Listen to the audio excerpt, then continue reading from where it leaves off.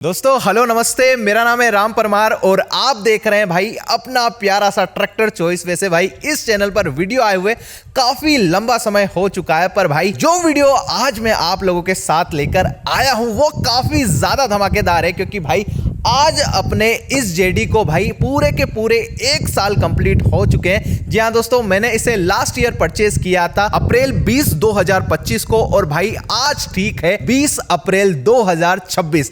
तो यानी दोस्तों इस ट्रैक्टर को मेरे फार्म पे 1 साल पूरा कंप्लीट हो चुका है। अब इस 1 साल के अंदर हमें इसकी क्या क्या खास बातें लगी, क्या क्या इसके अंदर बुराइयां लगी, सब कुछ बताएंगे भाई आज के इस वीडियो पे। तो इसीलिए भाई एक चीज मैं आपको बता दूं कि यार अभी तक अगर आपने हमारे इस चैनल को सब्सक्राइब नहीं किया है तो भाई प्लीज सब्सक्राइब करो, क्योंकि अब मैं कोशिश करूंगा आप लोगों के सामने ऐसे ही इंटरेस्टिंग ट्रैक्टर्स के वीडियो लाने की। फिलहाल चलो आ जाओ थोड़ा सा नजदीक में, इस ट्रैक्टर की भाई शुरुआत करते हैं हम कि आखिरकार हमने इसको खरीदा क्यों। तो देखो भाई मैं आपको बता दूं, हमारे यहां पे 1993 का स्वराज 735 FE है, जो कि भाई काफी सालों से हमारे खेत की जुताई करना, सारा काम करना, भाई खेतों में सारा ही काम वो किया करता था। बट भाई जैसे जैसे टाइम बदलता जा रहा था वैसे ही भाई इंप्लीमेंट हो गया, या फिर जो जमीन की हार्डनेस थी वो काफी ज्यादा बढ़ती जा रही थी। इसीलिए भाई हमने सोचा कि क्यों ना एक बढ़िया सा अपग्रेड किया जाए ट्रैक्टर के अंदर। इसीलिए भाई फिर हम गए सीधा की सीधा जॉन डियर 5210 लेने के लिए। भाई इसमें हमने कुछ भी नहीं सोचा था कि यार मुझे 4 व्हील लेना है या 2 व्हील,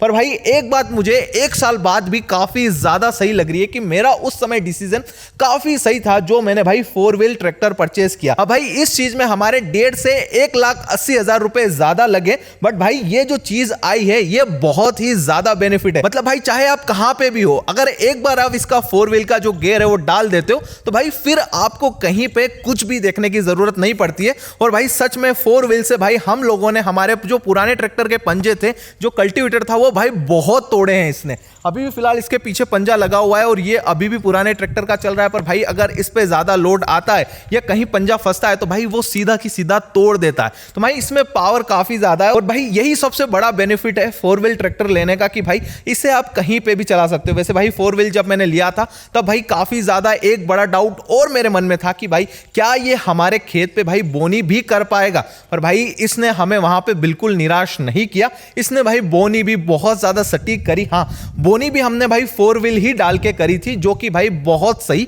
हुई थी। चलो भाई अब तो मैंने आपको कंप्लीट बता दिया वैसे 4 व्हील के बारे में। अब अगर यहां पे आप देख रहे हो तो भाई मैंने इसमें कुछ अपग्रेड भी कर रखे हैं। जैसे भाई स्टार्टिंग में मैंने इसके अंदर जेरिकन वेट डाल रखा है, जो कि भाई 3 क्विंटल 36 किलो का है।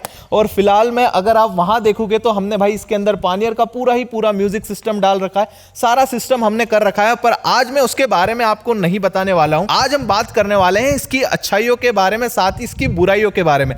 तो चलो भाई सबसे पहली शुरुआत करते हैं कि भाई जॉन डियर के अंदर 5210 अगर आप लेने के लिए जाते हो तो आपको बहुत सारे मॉडल मिलते हैं। तो भाई इसमें जो हमने ये वाला मॉडल लिया है भाई, ये टॉप मॉडल है इसका। इधर आओ मैं आपको बताता हूं। अब भाई टॉप मॉडल में क्या क्या मुझे फीचर एक्स्ट्रा मिले, जैसे एक तो इसकी ये जो टिल्ट एंड टेलीस्कोपिक वाली जो स्टीयरिंग है ये मिल गई थी। उसके बाद में भाई इधर आओ, यहाँ पे हमें यहाँ पे ऑटोमेटिक लिफ्ट के बटन मिले हुए हैं। यहाँ पे भी आप देखो, अगर वहाँ जूम करोगे तो आपको भाई दिख जाएंगे कि पीछे की ओर यहाँ पे ये 2 बटन लगे हुए हैं। यही भाई आगे की साइड में भी यहाँ लगे हुए हैं। मतलब ड्राइवर अगर एक बार सेट कर देता है उसके बाद इन बटन से आप ऊपर नीचे कर सकते हो। पर भाई पर्सनली मैं आपको बताऊं कि भाई इस चीज का हमने कोई भी यूज नहीं किया है 1 साल के अंदर। भाई मतलब स्टार्टिंग में जब लेके आए तब सबको शौक रहता है कि भाई ये कैसे काम करता है, क्या होता है क्या होता है, वो सारी चीजें हम लोगों ने देखी। बट भाई 1 साल के अंदर मैं आपको बता दूं, स्टार्टिंग में हमने थोड़ा सा यूज किया, उसके बाद भाई हमें इसकी कहीं पे भी जरूरत नहीं लगी। स्टीयरिंग भाई हम कभी कभार अपने कंफर्ट के हिसाब से एडजस्ट करते रहते हैं। अब भाई 2 चीज मैंने आपको बता दी। एक और टॉप मॉडल जब आप लेते हो तो भाई सीट में ये जो आर्म रेस्ट है, ये दोनों साइड भाई ऐसे आर्म रेस्ट आ जाते हैं। ये देखो भाई, अब इनका भी मुझे कोई यूज नहीं आया, मुझे पता नहीं कंपनी क्या ही सोच के देती है। बट भाई यहाँ पर ना तो सही तरीके से हाथ टिकते हैं और ना ही भाई इनका कोई कंफर्ट वंफर्ट सही लगता है भाई। और सबसे बड़ी जो दिक्कत थी भाई इसके अंदर, वो भाई इसकी सीट की है। मतलब भाई देखो, अगर आप किसी भी ट्रैक्टर के अंदर 11.5 लाख रुपए इन्वेस्ट कर रहे हो तो भाई आप क्या देखते हो कि एटलीस्ट भाई उसकी सीट का कंफर्ट काफी बढ़िया हो। पर भाई इसकी सीट काफी ज्यादा छोटी है, यहाँ पे आप देखो।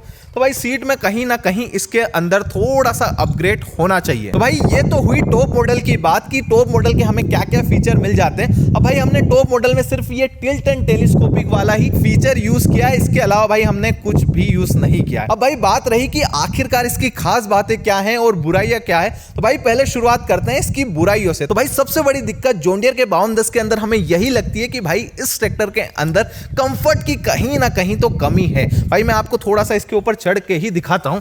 जैसे भाई यहां पे ये देखो भाई, अगर आप किसी भी ट्रैक्टर के अंदर 11.5 लाख रुपए इन्वेस्ट करते हो तो भाई आपको सबसे पहला विचार यही आता है कि अगर उस ट्रैक्टर पे मैं बैठूंगा तो उसका कंफर्ट कैसा रहेगा।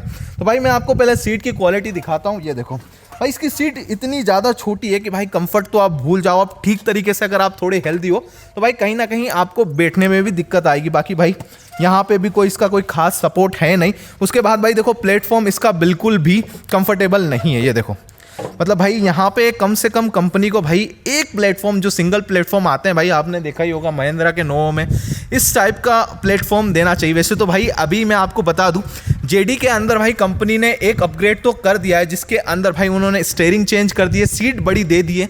मुझे पता है भाई नए वाले मॉडल के अंदर सीट बड़ी आ चुकी है।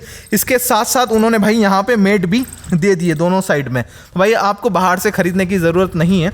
तो भाई वो सारी चीज़ें कंपनी ने अपनी ओर से दी है। बट भाई मुझे कहीं ना कहीं जो हम जैसे भाई हैं, जिन्होंने भाई 1 साल पहले या 6 महीने पहले ट्रैक्टर लिए हैं भाई, उनका मुझे सोचने में आता है, क्योंकि भाई सीट इसकी भाई बिल्कुल भी कंफर्टेबल नहीं है।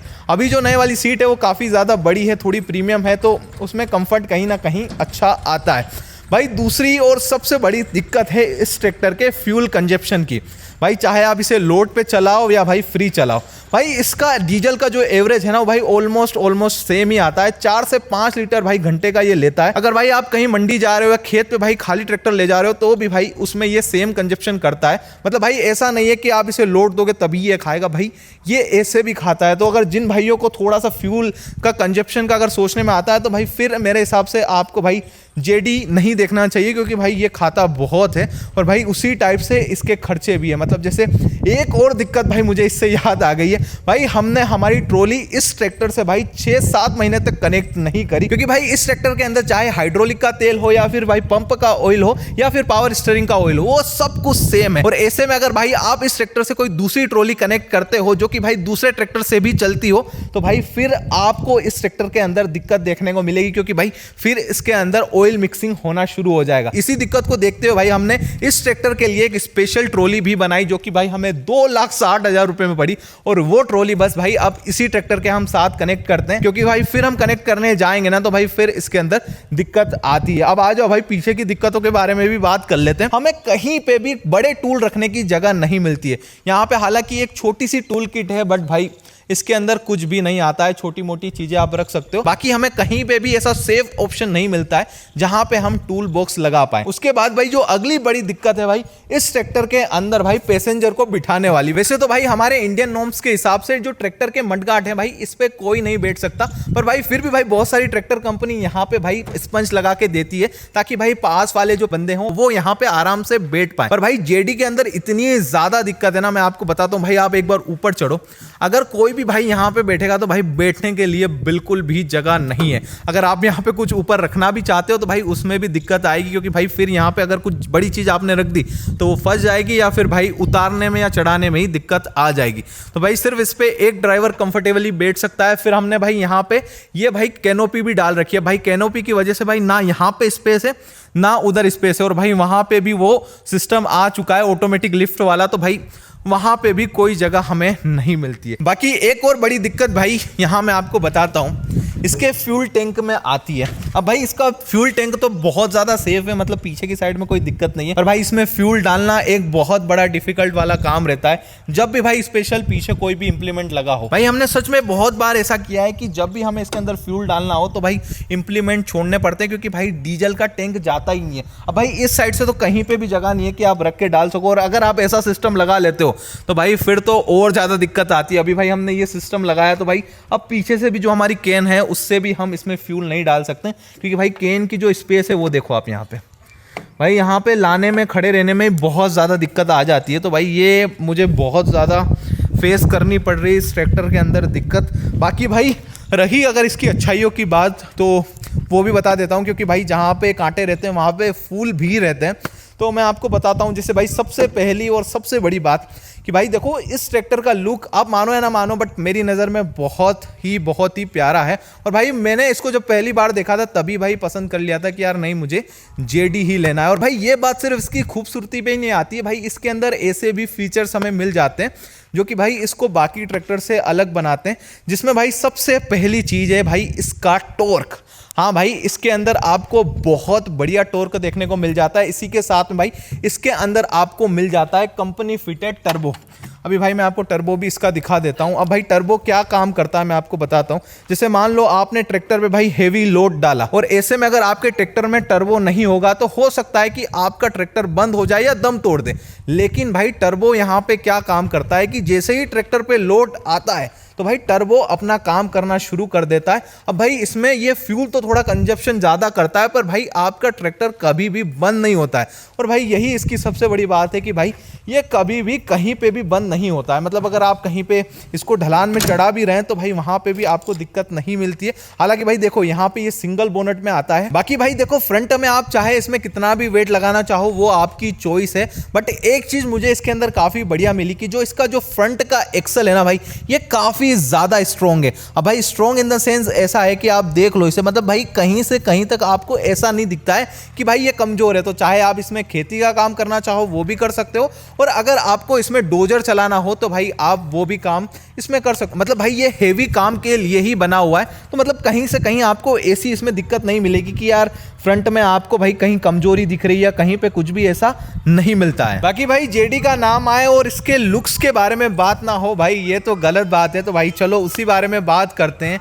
कि भाई एक गांव के अंदर अगर आप एक जॉन डियर को लेते हैं तो भाई उसका कैसा लुक और प्रेजेंस आता है जब भी आप इसे गांव के अंदर या कहीं पे भी लेके जाते हो। तो भाई एक चीज़ मैं आपको क्लियरली बता दूं कि जब भी भाई इस ट्रैक्टर को आप गांव के अंदर या फिर कहीं पे भी लेके जाओगे तो भाई लोगों की जो गर्दन है वो भाई ज़रूर इस ट्रैक्टर की ओर घूमती है, क्योंकि भाई इसका रुतबा ही ऐसा है। क्योंकि भाई ये खाने में काफ़ी ज़्यादा खाता है बट भाई उसी हिसाब से ये चलता भी है। मतलब भाई इसका एक दबदबा है रोड के ऊपर जब ये चलता है तो भाई जेडी भाई फिर तो कहने की ज़रूरत ही नहीं पड़ती। एक जेडी और एक न्यू हॉलैंड, भाई इन दो ट्रैक्टर के बारे में अपन कह भी नहीं सकते। और रही बात भाई इसकी लिफ्ट की, भाई लिफ्ट बहुत बढ़िया है। मतलब आप जितनी इसकी लिफ्ट लगाना चाहो उतनी बढ़िया तरीके से इसकी लिफ्ट लगती है। अगर आप बुआई कर रहे हो तो दोस्तों आपको कोई भी दिक्कत नहीं आती है। और भाई हम लोगों ने सोयाबीन की बोनी के अंदर जब इस ट्रैक्टर की लिफ्ट लगाई तो भाई एकदम मक्खन चली। और 4 व्हील में हमने चलाया तो बिल्कुल भी ट्रैक्टर ऐसे वैसे नहीं हुआ। चाहे भाई जहाँ पे गीला आ रहा है तो भी कोई फर्क नहीं है, सूखा आ रहा है तो भी भाई इसको कोई फर्क नहीं पड़ता है। ये इसका काम बहुत ही बढ़िया तरीके से करता है। बाकी भाई कुछ चीजें ऐसी मुझे जरूर लगती है जो कि भाई कंपनी को इसके अंदर सुधारनी चाहिए। एक तो भाई इसकी ये खुली वायरिंग जो है ना यहाँ पे ये बहुत ज्यादा दिक्कत करती है। अभी देखो यहाँ से निकल चुका है भाई, फिर हमें यहाँ पे फ्यूल का मीटर ही नहीं पता चलेगा कि भाई हमारे ट्रैक्टर के अंदर कितना डीजल है। भाई ये सारी चीजें कंपनी को सुधारनी चाहिए। थोड़ा सा भाई इसके अंदर स्पेस बढ़ाना चाहिए ताकि भाई जो ड्राइवर है ना वो भी भाई इजीली इन सारी चीज़ों को ऑपरेट कर पाए। जैसे मैं यहाँ पे आपको दिखाता हूँ भाई, यहाँ पे कुछ कुछ ऐसी चीज़ें ना जो बिल्कुल अंदर है। देखो कंपनी वालों ने यहाँ पे आर्म रेस्ट जरूर से दे दिया। भाई मैं ये वाला जो लीवर है ना साइड वाला ये यूज़ ही नहीं कर पाता हूँ। ये देखना ये मैंने लगाया, अब भाई मेरा हाथ यहाँ पे जा रहा है, यहाँ पे अड़ रहा है और ये देखो इससे ऊपर जा ही नहीं रहा ये।